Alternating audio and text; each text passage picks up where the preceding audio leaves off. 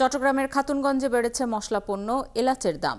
15 দিনের ব্যবধানে কেজি প্রতি 800 থেকে 1000 টাকা বেড়েছে এই মশলার দাম। বিশ্ববাজারে বুকিং দর বৃদ্ধি এবং উৎপাদনকারী দেশগুলোতে ফলন কমে যাওয়ায় এই দাম বৃদ্ধি বলে মনে করছেন খাতুনগঞ্জের ব্যবসায়ীরা।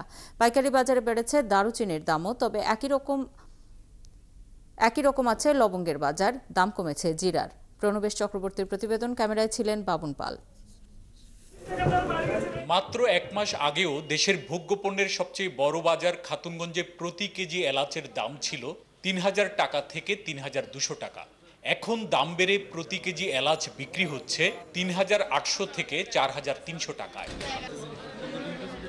বাংলাদেশে এলাচ আসে প্রধানত গুয়েতেমালা থেকে, এর বাইরে আসে Bharat, Tanzania, Papua New Guinea থেকে। উৎপাদনকারী দেশগুলোতে ফলন কমে যাওয়ায় এলাচের আন্তর্জাতিক বাজার মূল্য ও বুকিং রেট বেড়ে গেছে।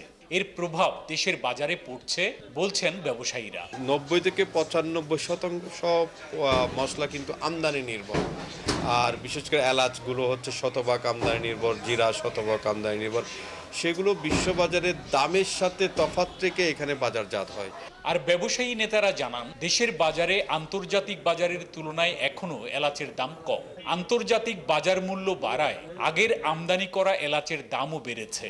নতুন আমদানি হলে এর দাম আরো বেশি পড়বে। আন্তর্জাতিক বাজারে আপনার যে বৈদমারা থেকে আপনার এলাচিটা আসে, বৈদমারা এখানে আপনার যে ক্রপস কম হওয়ার কারণে এবং ওখানে বুকিং রেট বাড়ার কারণে এখানে আন্তর্জাতিক বাজার বাড়ার কারণে এখানে বাজারটা বেড়েছে। তবে সাধারণ ব্যবসায়ীদের অভিযোগ, ভোজ্য তেল ও চিনির দাম ঊর্ধ্বমুখী হওয়ায় এই পণ্যগুলোর ডিউ ব্যবসায়ীদের একটি অংশ খাতুনগঞ্জের এশিয়া মার্কেট, নবী মার্কেট, ইলিয়াস মার্কেটের আমদানিকারকদের আনা মূল পণ্যের বিপরীতে স্লিপ বাণিজ্য বাড়িয়ে ইচ্ছাকৃতভাবে এলাচের দাম অস্থির করে তুলেছে। ফার্স্ট পার্টি নিয়ে আসে, ওই মালটা 3 হাত 4 হাত বদলে যায়, ওই সবার থেকে টাকা নিয়ে ফেলে, ওই হাত বদলতে বলতে মানে এটা রেটটা উঠে যায় অটোমেটিকলি। বাজার শর্ট, এখন তুমি নিলে না আমি এলাচি কিনবো 1 কেজি বা 2 কেজি, এখন আমি বললে কেন খারাপ হচ্ছে এটা বললে তো আমার এলাচিও বিক্রি করবে না, এই অবস্থায় আছি। ইন্টারন্যাশনাল বাজারে এলাচির দামটা বেশি, আরগুলো কম, কিন্তু এখানে ডিউটির জন্য আমরা মাল